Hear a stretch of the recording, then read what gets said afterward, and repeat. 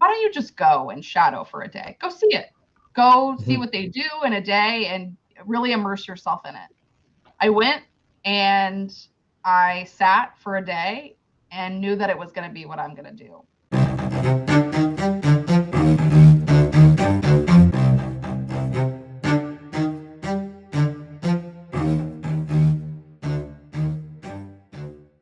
Welcome to episode 134 of The Route, presented by White Whale Marketing. The Route is a glorified sports business coffee chat that has a new guest every episode as they share their experiences and route in sports.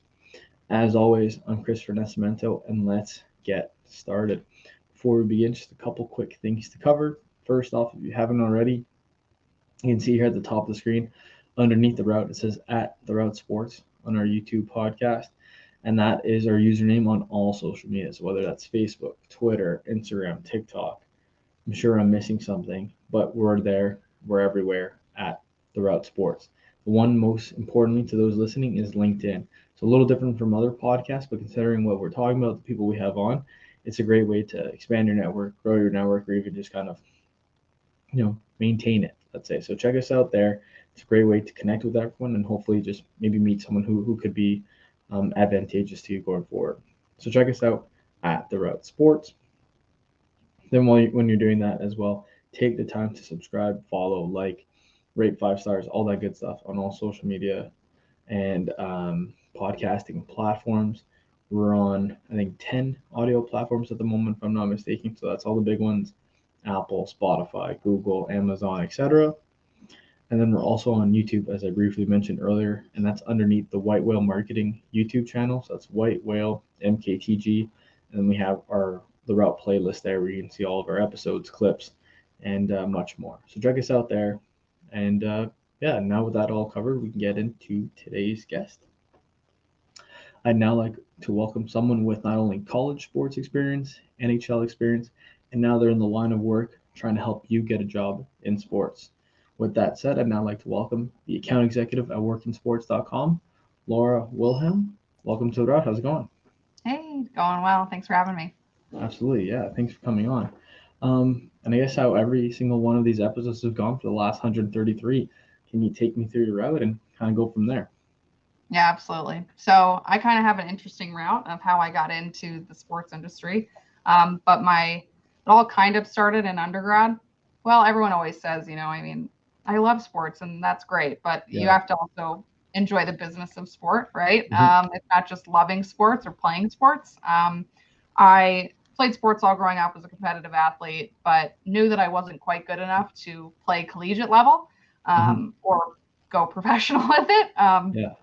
So when I was, my dad's military, so he finished his last leg in the Army at MacDill Air Force Base here in Tampa. So USF was right here. It was a school I loved. Applied, got in, and really found my love of sports business when I became the mascot for USF. So I was Rocky D. Bull for 4 years, actually. It's a male mascot of all things. He's a big bull, but did that for 4 years and knew that I was going to make a career in this business, in this industry. And that I was going to stick around for the long haul. So got to do that for 4 years, be a student athlete with none of the crazy practices and travel and enjoy that time. So was Rocky D. Bull for 4 years, knew that I wanted to stay, found out that I probably wanted to go into events. If I wasn't going to be a professional mascot, which is also super competitive, wanted to stay in event management, that side of things. So went over to the USF athletic department, which I was already familiar with for being a student athlete, and said, I want to work in events. I want to be an intern. I want to get a taste of what this side of the business is. So started as an intern, working with the event management department at USF. Loved it. Loved my department heads at the time, all of my advisors at the time, and found out about the Vinnick Sport and Entertainment Management program that was actually offered at USF. So University of South Florida has a dual master's degree in sports business. You get an MBA in sports business, and then you get an MS in sport and entertainment management. And I never thought I'd go to more school, but I found out about this program. It was at the college that I loved. and it was specifically preparing you for getting a full-time career in sports.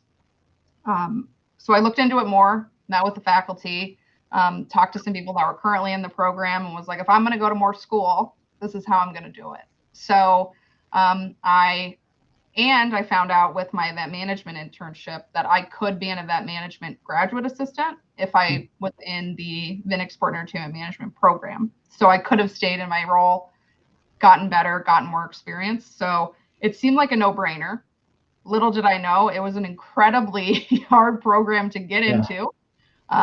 Very prestigious. They only take a max of 30 students a year. Very, very reputable program that just happened to be in my home college. So I did not have a business undergrad. So I actually had to take 6 extra classes to even qualify to be in an MBA program. So that was fun, but I did it at USF and got into the Vinnick program. And I had 4 amazing professors that all had industry backgrounds, that worked in sports, did amazing things, that taught us. And then part of what our program is that you worked both years that you were in school. So it was a very specific master's degree. We went to school on Tuesdays and Thursdays, and we worked Monday, Wednesday, Friday, and most weekends. So we left school with at least 2 full years of experience, which is really unheard of. So during that time, my first year, I was a graduate assistant with USF Athletics, got to work all the major events, tennis as well, soccer. We all got our events, volleyball, softball, baseball, football. Of course, that's all hands on deck for football. Got the opportunity to work at a professional stadium. So USF, the Bulls football team, plays currently at Raymond James Stadium where the Buccaneers play. So I got to understand how events work at a stadium of that caliber. Then after doing that for a year, I realized that I might not stay in events my entire career. It is a really, really interesting and hard job. I take my hat off to anyone that is in collegiate event management. It is all day, all night, every event. You're the first one there, the last to leave, and it's physical labor. It is. Yeah. They deserve all the awards. It is an amazingly difficult job. I did it for 2 years, and I loved every minute of it, but I knew that I probably couldn't do it for the rest of my life. So I made a very drastic transition my second year of my master's program when we got into our residencies. Another year of experience. I made a transition and worked for the Tampa Bay Lightning in sales. Yeah. So I got the very unique opportunity to completely change from collegiate athletics in event management to working for a professional team in the NHL in sales. So I had all those reservations of a sales job of, oh, it's going to be like a used car salesman. This isn't really for me. I went one day and I was hooked. I was like, this is what I'm going to do. I think this is really for me. The Lightning at the time, they had an amazing inside sales program, which is basically entry-level sales for anyone trying to get in. But they called it the Lightning Made Sales Academy. And truthfully, it was what set me up to be the salesperson I am today. It was obviously sales, but it was also training and curriculum and getting me ready to be a professional in this field, whether that was in sales or another part of the sports business world. So I did the Lightning Made Sales Academy and loved it, wanted to stay on, loved every part of it. But my fellowship was ending. My residency, we called them residencies and fellowships, but my fellowship was ending, and I needed to interview to stay on full time because another set of students was coming in our master's program to take those jobs. It was only a year. It wasn't anything that you could stay in forever. So I was interviewing to stay on because I loved it there. I wanted to stay there. And that was March of 2020 that I was interviewing to stay on. I was in final stage interviews with the group sales department. Got a call while I was there working an event, and they said, hey, game's canceled. We're not having a game tonight, or everything's kind of on hold. Then March 13th rolled around. That was when my final interview was. Got a call from our director of people ops, and she said, "Hey, I'm sorry to tell you this, but we are halting on everything right now. We don't have a timeline. We don't have an end in sight. We really don't know what the future holds. Everything is kind of on pause. The minute I know something, I will let you know. But as of now, we are not actively hiring." Mm-hmm. So that was fun. Yeah. So everybody kind of went into that stage of, oh, it's just an extended spring break, because it was right at spring break time. So we went on spring break. Our professors reached out to us and said, we're not coming back after spring break. We're going to give it another week. So we're like, 2 weeks for spring break. Like, this is awesome. And we never went back. So I didn't get to say goodbye to my cohort, which was sad, because we created really meaningful relationships. There were only 30 of us. Yeah. So we did everything together. We worked together. We went to school together. We did special events together. We worked the women's Final Four together. We traveled to Europe together. We had a lot of experiential learning opportunities throughout our program. We took trips to Miami. We took trips to LA, and we took trips to London and Madrid for real experiential learning in other areas in sport. We did projects for the Miami Heat, the Kansas City Sporting Kansas City. I mean, we did amazing things together. And then March 13th, we never went back. We obviously are still connected, but a lot of them went back to their hometowns and are working in the industry in their areas or elsewhere. But that was interesting time for the sports world, as everybody experienced. So I was like, okay, I'm going to give it some time, right? I'm not going to just immediately be like, I'm not going to work at the Lightning. I'm going to pursue other things outside of sports, because no one in sports was hiring at this point, which was understandable. And I was like, I'm going to give it some time. I'm not going to freak out. I have 2 master's degrees. I can get a job outside of sports, but I'm not going to start pursuing that yet. I'm going to give it some time. And a couple of months went by, and I was like, I can't do this anymore. I have to work. I have to do something. So started to apply for random positions here and there, and never found something that was a fit for me. And an alumni of my program had a connection with Work in Sports, and we all knew about Work in Sports, the company I'm obviously currently with. We all knew about it. If you wanted to look for jobs, you went to Work in Sports and created an account and looked for jobs, for sports jobs. So we all knew of it, and I had an account. But you never think about the jobs that those people need, right? You don't think about, oh, that's a company that needs people that work in sports too, right? So you don't think about them needing sports professionals as well. You're just looking at the jobs on their board. Of course. And someone who was a year ahead of me in school, I actually took her job at the Lightning. She worked in the inside sales program as well. She was offered the job first from a connection. And she said, no, I'm currently happy. She was working with the Columbus Crew at the time. She loved it. She said, I'm not ready to leave this. I want to stick this one. I want to stick out with this one. And she said, but I have someone that I think could be a fit for it. She reached out, connected me. I interviewed, and I started a week later. And I've been with Work in Sports ever since. Wow.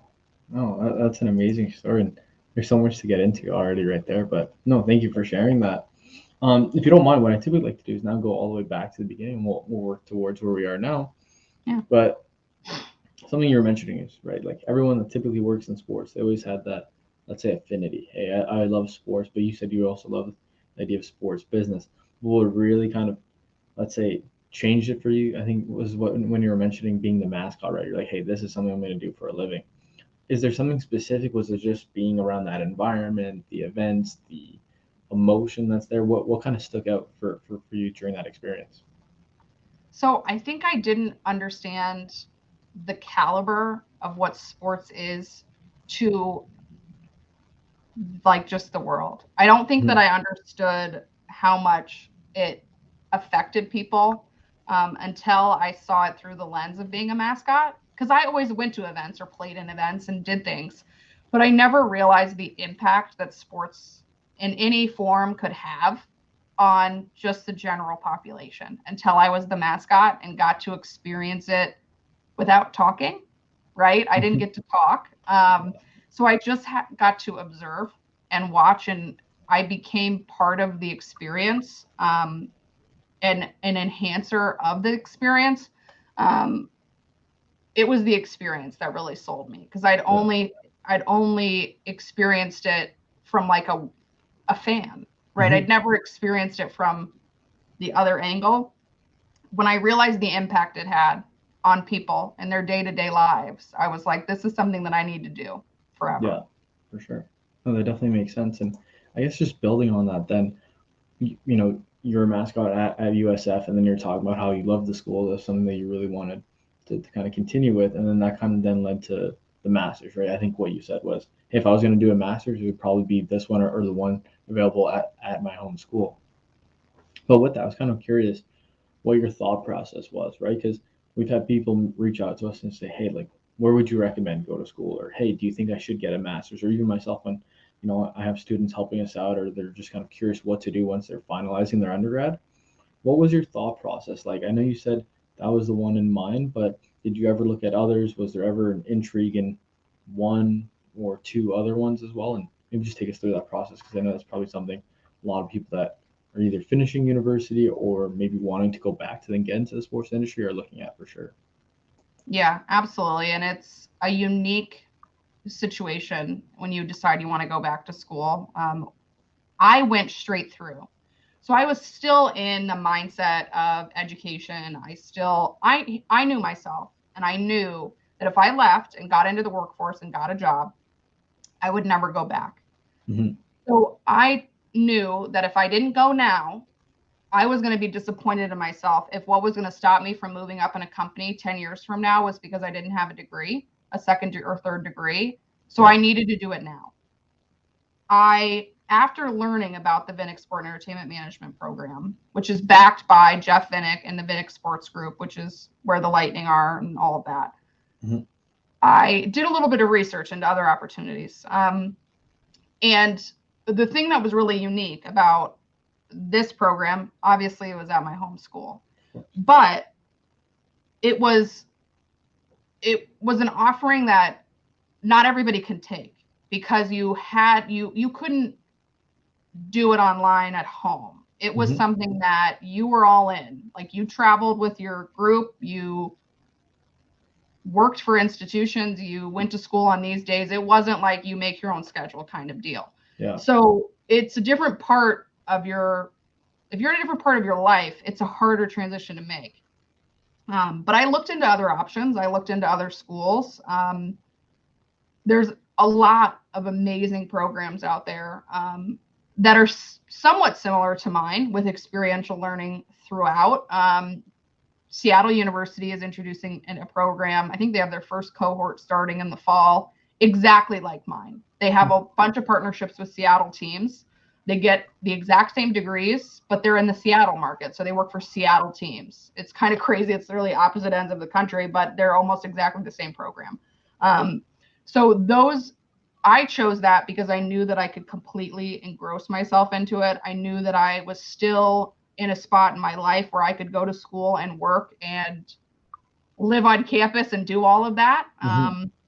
But if you're looking to go back to school, or if you're looking to continue after university, if you're transitioning, I want to be at school and then I'm going to school right after. Programs like mine are great because you're still in the mindset of going to school.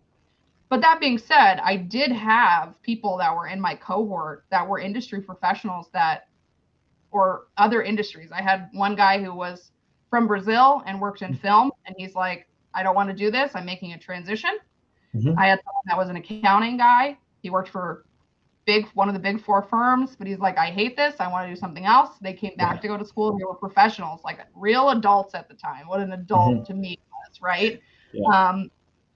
So it really kind of depends where you want to go with it. My program was very unique. There are more of them out there.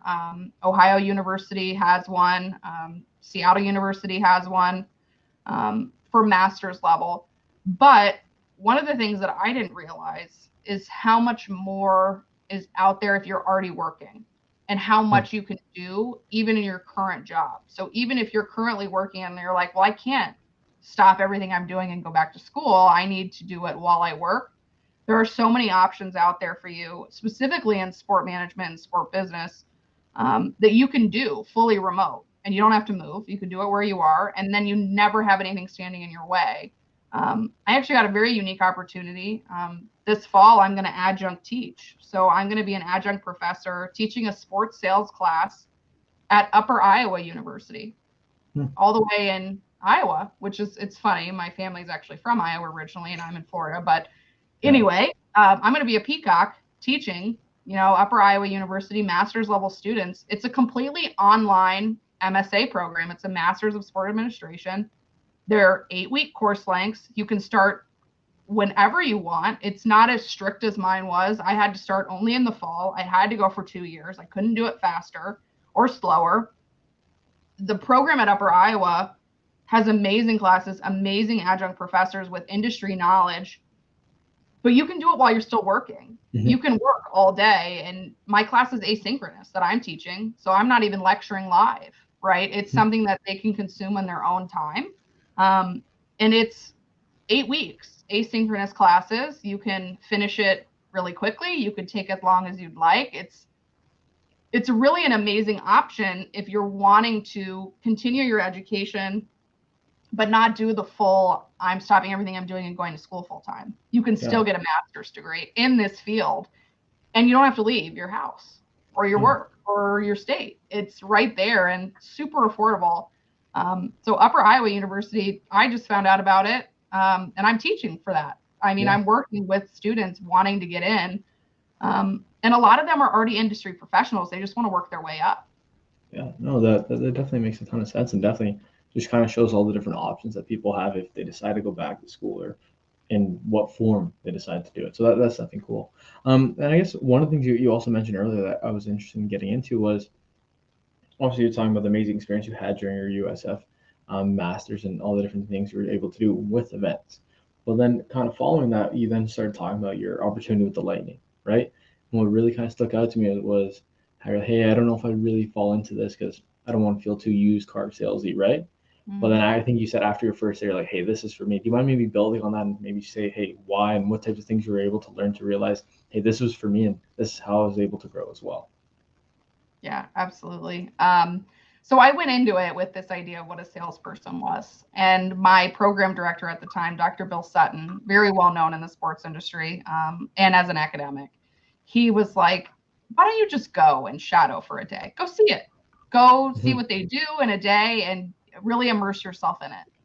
I went and I sat for a day and knew that it was going to be what I'm going to do. I realized that there are different types of sales. There are different types of ways to sell. It's not always the pushy used car salesman idea. And that's not what the Lightning was. The Lightning they were selling an experience. They were selling what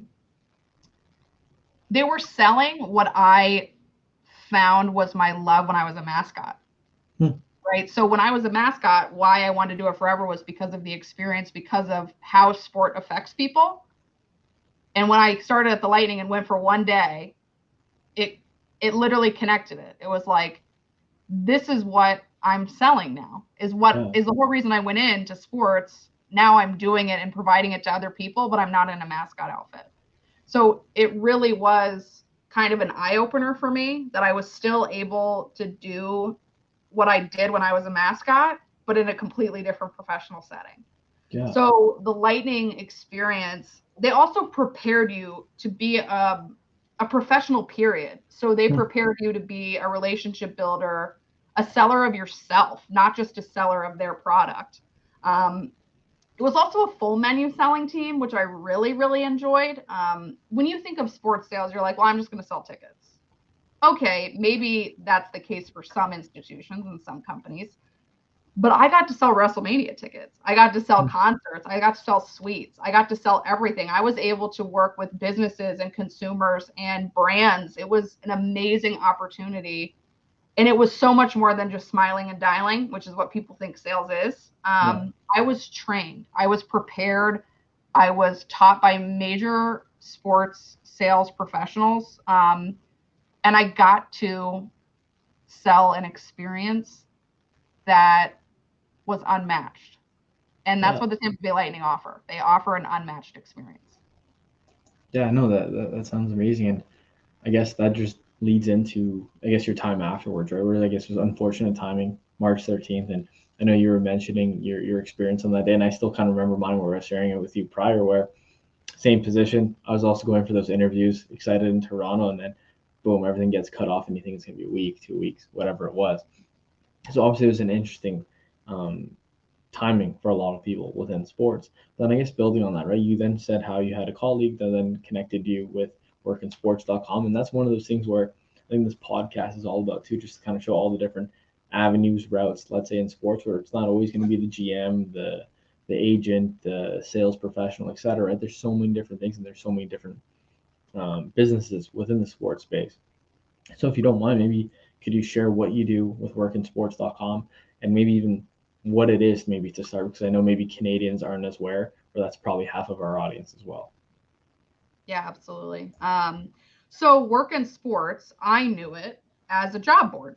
So Mm-hmm. Work in Sports, if you want to find a job in the sports industry, whether that's entry level, collegiate to C-suite level professional or agency life or brand life, like I want to work for Nike or Adidas or whatever, right? Or youth sports or fitness, that's where you went to look for jobs. I was brought on for a very unique part of Work in Sports. And I think it's why I've stayed here and I love it so much. Mm-hmm. I was brought on not to work with employers. So we have other people on our team that work with employers to help them put their jobs out on our board. They also work with candidates. I was brought on for a very unique part of Work in Sports. It's called Sports Career Game Plan. It's our program that we designed to help sports students get jobs in this industry. So I got to full circle come back and help students who were in situations just like me get a job. So it was a full circle thing for me. I got to go to school, figure out this is what I wanted to do, understand why sports business was what I wanted to do, got to experience it, then sell the experience, and now I get to sell the love of the sports business world to prospective students. So Yeah. I get to work with people who were like me, figuring out what they wanted to do with their sports degree and finding their niche. So it's kind of a full circle for me. Now I'm working with students and universities with sports management programs to help their students, 10 years ago me, right, Mm-hmm. get into sports and find their passion. So it's kind of a full circle Yeah, and situation. that's amazing. Now you're selling the lifestyle or the career that comes with it. So that's definitely very cool. If you don't mind, maybe building on something you just shared there, you're saying how the kind of main objective is to help them get the job. What are you kind of doing to help them get the job? Because I'm sure that's probably something someone's listening like, whoa, what did you say? Back up. But yeah, Yeah. do you mind maybe Yeah. expanding on that? So yeah, of course. So Sports Career Game Plan is our online program that we created. Brian Clapp, who is in charge of all of our engaged learning and marketing, and he's also on the Work in Sports podcast, which is where we've gotten a lot of our Mm-hmm. content.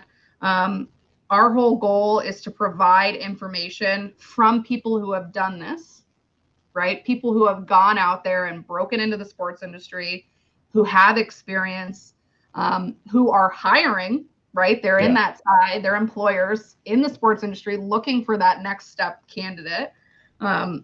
We took all the information we learned, Brian Clapp specifically, took all the information he learned from his time in the industry, because he's a sports guy too. He has Mm-hmm. tons of experience. Took all of that and put it into an online certified program that students can work through to get certified in the 4 pillars of getting a job in sports. So the 4 pillars are gaining the right experience. So internships, volunteering, apprenticeships. For instance, for mine, I did my fellowships, my residencies, right, my GA jobs. So that's the first pillar. The second pillar is networking. So building and maintaining your network, having a great LinkedIn profile, going up to people at conferences and events, making true connections and relationships with people in the industry. Quick blurb about that. One thing I learned very quickly, and I wish I had learned sooner, is sports is not about who you know. Because everyone's like, oh yeah, have 500 plus connections on LinkedIn, know all these people.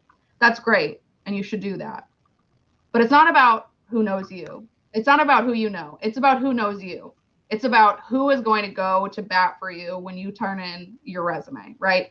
Who you know is great, but who knows you already in it is what really matters. So we talk about that, getting obviously a big network built. Then we go into resume, cover letter, personal brand. So social media presence, building a resume from scratch, cover letter management, applicant tracking systems, all the specifics of that side of the materials. And then the fourth module, the fourth certification is interviewing. So interviewing for jobs and internships, what you should do, how you should dress, where they might be held, whether that's in person, over the phone, video, how to prepare for those, what questions to ask. So it's all in sports context. So that's the 4 pillars of getting hired. And then we give them access to work in sports. So it is a university partnership where they get those 4 pillars, those 4 certificates, and then they get the ability to go to work in sports and use what they learned and apply for jobs. Yeah, that's awesome. I'm already writing that down to make sure we clip things like that, just to make sure that goes out, because I'm sure people who are listening are going to be very interested in something like that. And yeah, this has been fantastic so far. One of the things I like to do before we wrap it all up is kind of just bring it all together, right? So there's 2 questions I like to ask at the end of every interview, just to kind of bring it all together. And the first one is, this is episode 134, 135. Point is, we've done a lot of these, and I always say I'm going to live until I'm 103. I'm going to be on a rocking chair thinking back to all the things I've done in my career so far, and this podcast is definitely going to help me do that. But let's say you're in the same position. You're 103, you're on a rocking chair, and you're thinking back to all the amazing times you were able to have throughout your career so far. What's one maybe story that will stick out to you? Be like, wow, I can't believe I got to do that for a career. One story that probably sticks out to me is my opportunity to work the women's Final Four. I was, I'd never worked an NCAA event of that caliber before, and it was at our home arena, at Amalie Arena, and I remember the experience, and I didn't look at the players, and I didn't look at Baylor cutting the net. I didn't look at that. This was when Baylor won. I looked at the crowd, and it was something that I will never forget to this day, is people's faces experiencing the confetti coming down and the cannons and everything happening at that event. It really, I always go back to the reason I'm doing this is because of the experience, and not the experience for the athlete, more the experience for the fan. Because obviously the athlete experience is unmatched, right? To have that win. But being able to be in that space when that happened is something that I'll never forget. Yeah, no, that's amazing. And do you mind maybe sharing, where was that again? So the women's Final Four, it was hosted at Amalie Arena in Tampa. Oh, in Tampa, yeah. Sorry about that. Yeah. I missed that. Oh, that's awesome. So right in your home area, that's amazing. Yep. And I guess then just the last thing then have, right? We went all the way into the future, 103-year-old Laura. Now if we go, let's say, back to when you were a freshman, I'm assuming you're about 18 then at the time. You're fresh. You're probably, hey, I'd love to kind of get a job within the sports space. What's one piece of advice you would give to a younger version of yourself that you've now learned today that you think that would be very important for them to know, or for yourself to know, let's say? Play your student card and ask for help. I did not play my student card enough. I wish I had made more connections then I have a lot of connections, which is fantastic. And it's because my professors push me to do that. They push me to make connections. And thank you to all my professors that might be listening to this for making me do that. But I could have done more. And I could have contacted people and said, hey, I'm a student at USF. I'm looking to learn more about what you do. Mm-hmm. If I reach out to people now and say that, they're like, yeah, you're already in, you're out. Like, you know, they're not going to take the time.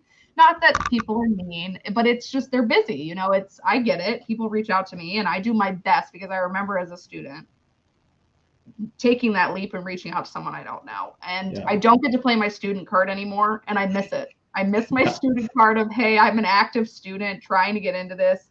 Can I pick your brain about so-and-so? Or can I just learn about what you do in your daily life, right? If I had to go back, I would have made a meaningful connection at least once a week. Interesting. Yeah, that's, to be honest, that's one piece of advice that I think throughout all these episodes, I'm not sure if we've had that specifically, but that is something that I remember I've told someone where I only realized that I think in the last semester of my university career, where I remember I went on a coffee chat, told them what I wanted to do, and they're like, hey, we have an interview, or not an interview, we have a meeting with the hockey team in 1 hour. Meet us at the stadium. We're going to say you're our intern, and you can sit on this meeting so you can hear what it's about. And I still remember the experience, very much grateful to the person that was able to do that, but I still can't believe, like, I never did that going forward, right? Where it's so easy. Everyone's like, oh, you're a student, yeah, come on in, or hey, let us just shadow us for the day, or hey, we'll tell you how we do this or how we do that, or X, Y, Z. If you're a student, it's almost like a carte blanche where they're like, hey, come on in, we're open arms. So yeah, everybody's welcome when you're a student. I mean, 100%. When you're a student, they're just like, oh, you're a student? Come on. Like, just come and go into this very important meeting and just listen. And you're like, what? Well, now is if I reached out to someone and was like, can I shadow you for the day? They'd be like, no. Like, you can't shadow you for the day.